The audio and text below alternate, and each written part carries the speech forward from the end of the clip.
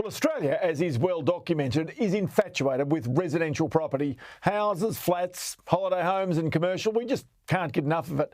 We also have two main real estate sites. That's REA Group's realestate.com, partly owned by Sky News owner News Corp, and also Domain Group, which is 60% owned by Nine Entertainment. Well, both sites are growing quickly right now. The Domain Group profit out today was $49 million. That's up almost 28%. Its revenue increased 13% in the past year to $391 million. Last week, we spoke with the REA Group's Chief Executive, Owen Wilson. Today, we've got Domain's Chief Executive, Jason Pellegrino, with us. Jason, many thanks for your time.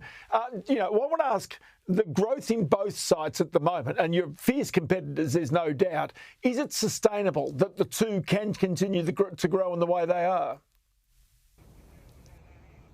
Well, interestingly, you're seeing a pattern of two major competitors in every developed market across the world, whether it's the UK, Germany, the US or Australia. What that is driven by is choice of consumers.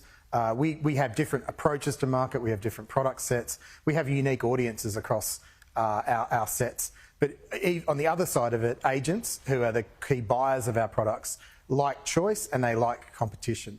And at Domain, we're driven by competition. The competition makes us better, and we focus on delivering products that work. So tell me, Jason, how do you consider yourself as a company? What is Domain? Is it a technology company? Is it a media company? Is it a real estate company? What exactly is it? Well, our heritage has been as a media company. We were born out of a division of Fairfax Media back in the day, but as a listed company, we've transitioned substantially to being a technology and data company. So yes, we have property listings which come as the format of an ad that vendors and agents purchase and distribute, and we find potential buyers for that property. However, it's the data that underpins our products that provide the future of our services. We're providing data and research and platforms for governments across Australia. Domain helps governments who manage 50% of the land holdings across the country manage valuations of those land holdings for tax and rates purposes. We have valuation technologies that banks are using. So that it's the data and technology that actually underpins our current business and the future of our business.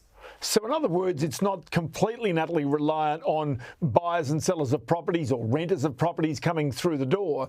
You actually have other commercial clients can actually underpin the revenues when maybe the listings are off or maybe the steam goes out of the housing markets.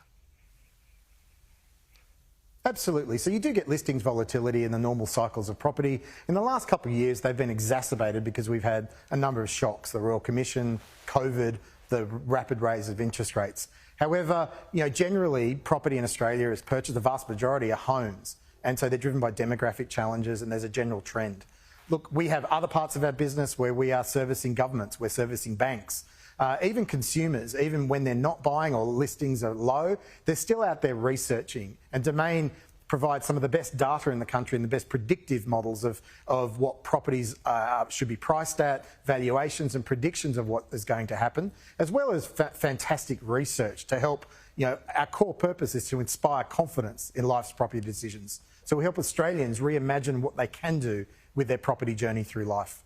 Okay, so there's one other aspect of this, and that is the government has this ambitious target of having 1.2 million extra homes over the next 5 years. They're way off that target right now. If they do start to regenerate that home building in Australia, obviously that goes straight to the bottom line of sites such as yours. Yeah, so we are seeing for the fifth year in a row poor performance of the development sector across the market. That's new homes and new apartments being built. And there is a supply constraint there. That's absolutely the case. We're working with governments. We're providing them with technology and data and tools to make the right decisions, the right policy decisions, and to implement those policy decisions to speed up the supply side. So to approve properties and DAs faster, to identify where to lay out land and land release, and to improve particularly the other areas, friction within our property, so high stamp duty rates that slow down turnover of property. We're using technology and data to help governments think through how they can reduce that friction by moving the burden of that tax to other bases. I'll tell you what, Jason Pellegrino, great to have you on the program today. We'll do it again very shortly, and many thanks for your time. Thanks, Ross.